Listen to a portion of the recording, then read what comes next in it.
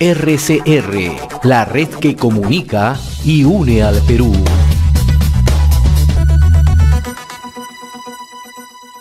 A esta hora queremos saludar y le agradecemos la gentileza que tiene con RCR, Red de Comunicación Regional, a la doctora Marianela Ledesma, presidenta del Tribunal Constitucional. Doctora Ledesma, qué gusto saludarla, muy amable. Muy buenos días y gracias también por permitirme comunicarme con ustedes. Sí, para abordar varios temas que justamente están viendo en el Tribunal Constitucional.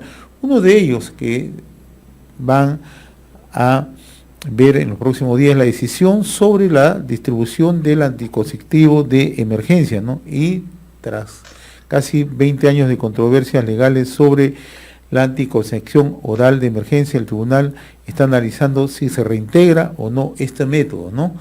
¿Cómo se está viendo este tema, por favor, doctora Ledesma?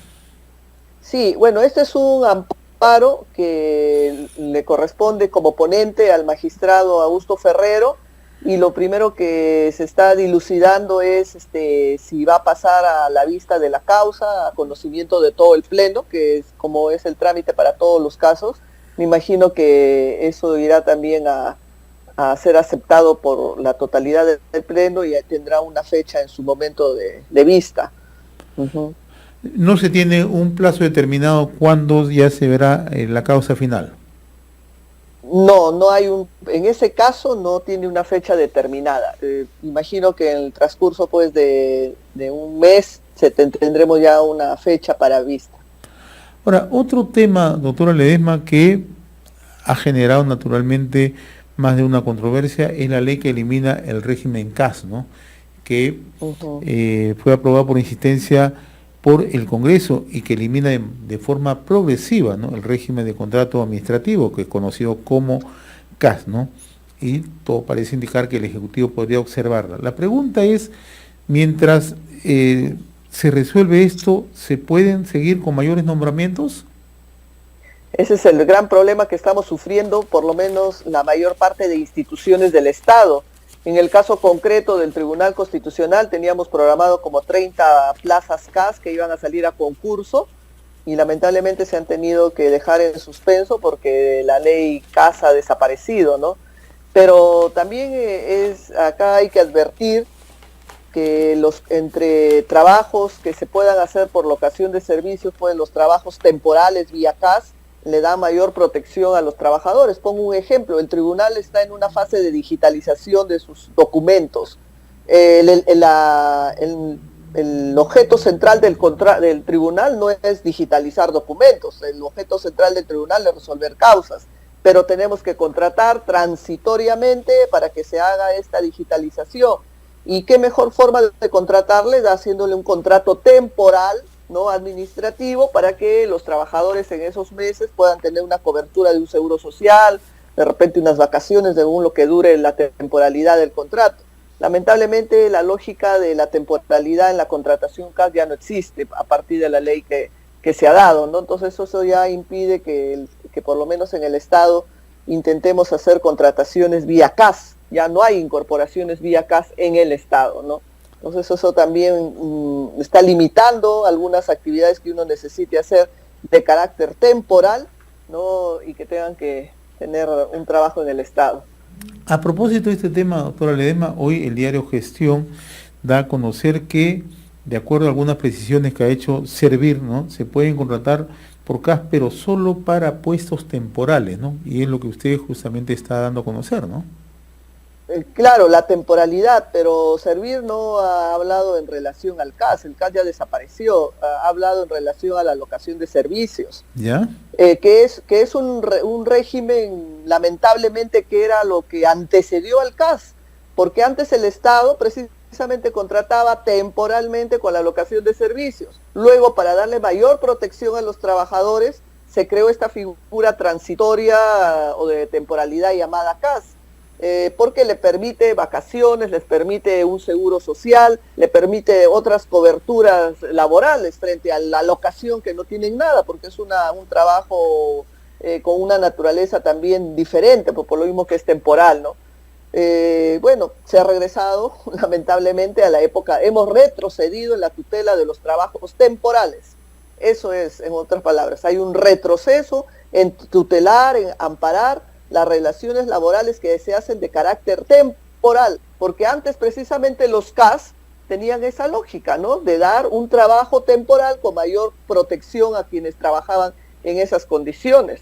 Y ahora en este tema de la pandemia es más urgente la temporalidad, sobre todo en el Estado, porque la mayor parte de trabajadores están de repente con descanso por la vulnerabilidad, por ser personas de riesgo, y mientras tanto esos trabajos que a veces hay que hacer en tanto dure estas restricciones, se estaban cubriendo vía estos contratos CAS, temporalmente, en tanto dure la pandemia, en tanto dure la urgencia, en tanto dure la necesidad. Ahora no hay nada de eso, no podemos, y muchas personas que queríamos involucrarlas ya no va a ser posible. Se ha dejado en suspenso todos esos contratos CAS, por lo menos en lo que va del Tribunal Constitucional. Sé que otras instituciones también están en la misma lógica. Y dicho de otra manera, le ha generado menudo problema a la administración del Estado, ¿no? A la administración del Estado, a los trabajadores que estaban en esas condiciones que iban a ser mejorado su situación al pasarle al CAS, también. Ya no hay esa posibilidad. Ahora, justamente uno de los temas que también están viendo ustedes, doctora Ledesma, es el tema de la carga procesal, ¿no? Ustedes se han puesto como meta para el 2021 resolver 6.000 expedientes y además, ¿no?, continuar de una eliminación gradual de dicha carga. ¿Cómo marcha esta labor, ¿no? Que ciertamente son metas óptimas, ¿no? Pero ¿se está en posibilidad de conseguir ello? Sí, mire, el año pasado hemos cerrado la gestión cumpliendo la meta que nos habíamos programado aún antes de la pandemia. Y esto lo hemos hecho fruto de la digitalización de los procesos. El Tribunal Constitucional se ha convertido en un tribunal digital. Sesionamos 2 veces a la semana, hacemos audiencias públicas, se firma digitalmente y el tribunal no para, sigue produciendo y si seguimos en ese ritmo, consideramos que antes de julio estaríamos llegando a la carga cero. Pero para eso también es cierto que nos estamos haciendo trabajo remoto y también nos estamos asistiendo pues de un proceso de digitalización que nos viene acompañando, ¿no? Y por eso para nosotros era vital que las personas que en un inicio estaban en una locación, pasarlos a un CAS, estábamos en ese camino. Lamentablemente ya no hay esa posibilidad, pero igual nos vamos a adecuar con otros recursos para cumplir nuestras metas. O sea, la meta este año, doctora Ledesma, es resolver 6.000 expedientes. Eso está en camino. Exactamente. El año pasado hemos resuelto 6.000 expedientes. Hoy la carga del tribunal son 3.000 expedientes. ¿Ya? Hoy tenemos a la fecha 3.000 expedientes. Si el año pasado hemos resuelto 6.000 expedientes con pandemia y con limitaciones, no, si seguimos el mismo ritmo, consideramos que a julio sí bajamos los 3.000 expedientes que tenemos a la fecha como carga. Ahora, en esta experiencia, usted que está siempre siguiendo justamente el desarrollo de esta carga procesal, en el caso particular del Tribunal Constitucional, ¿se ha adaptado a las nuevas tecnologías, a las nuevas exigencias, a las nuevas circunstancias que vivimos? Sí, y saludo sobre todo a los magistrados que pese a que en promedio tienen 75, 80 años de edad, han logrado adaptarse. Ellos pues, manejan las plataformas, el Zoom, el Meet, y prueba de ello es que ustedes lo ven en audiencias públicas remotas y trabajamos. Yo saludo mucho ese esfuerzo que han hecho, evidentemente hubo un programa de capacitación, pero trabajamos muy bien los 7 en con estos recursos digitales. Estamos dialogando con la doctora Marianela Ledesma, presidenta del Tribunal Constitucional. Ahora quiero pedirle una reflexión más que aspectos que estén relacionados al Tribunal Constitucional.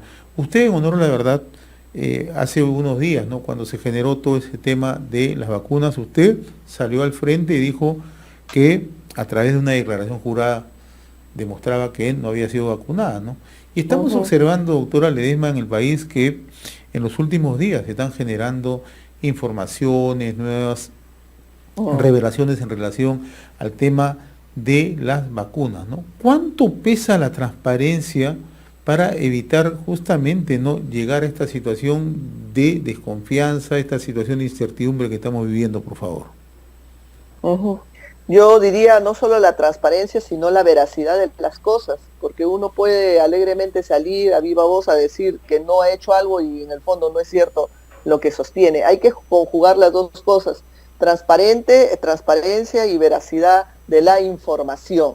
Y eso es vital, sobre todo cuando uno ejerce un cargo público, porque uno ejerce un cargo en representación, por ejemplo, representación de los ciudadanos. Un funcionario está para el servicio de los ciudadanos. Lamentablemente, el tema de la transparencia es un tema, diríamos, un poco olvidado en la función pública, y deberíamos más bien ahora impulsar o apoyar más que todo funcionario público pues rinda permanentemente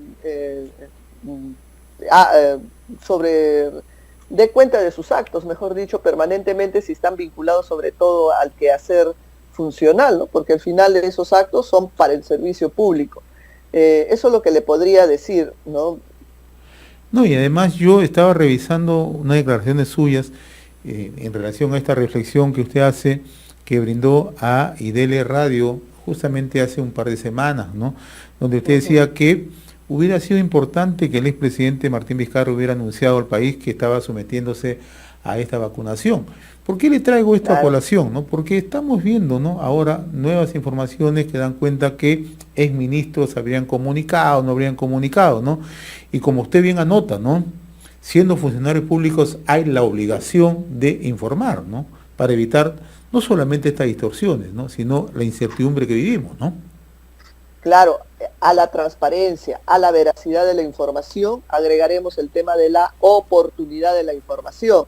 No es lo mismo en su momento, 2 o 3 meses antes, decir que me voy a someter a un plan de vacunación o voy a hacer o voy a estar en este plan experimental, a luego, después que se desencadena la información, sostener una información que ya es desfasada, ¿no? Entonces, hubiera sido importante, ¿no?, que hubiera dicho en este momento me voy a someter, y tal vez hubiéramos comprendido las razones por las cuales se hacía, ¿no? Entonces, que nos quede para todos de experiencia. Uno va aprendiendo en la vida, no solo de nuestros errores, sino de lo que también vemos de otros funcionarios.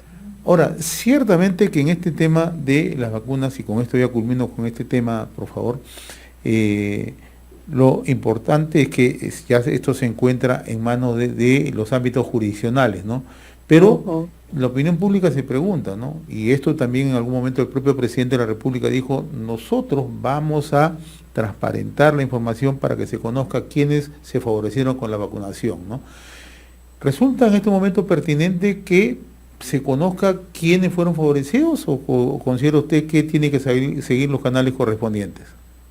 No, yo considero que sí, debe abrirse la información, debe saberse, debe informarse la ciudadanía, ¿no?, quienes han accedido a estas vacunas de manera, diríamos, irregular, ¿no?, por un tema de transparencia. Habría que abrir toda la información posible. Es mi opinión personal. No, pero es una opinión que además es muy sincera, ¿no? Y además viniendo de usted, que es presidenta del Tribunal Constitucional. Yo le agradezco infinitamente esta comunicación con RCR, doctora Marianela Ledesma. Siempre es grato conversar con usted. Un abrazo. José, y muchas gracias. RCR, la red que comunica y une al Perú.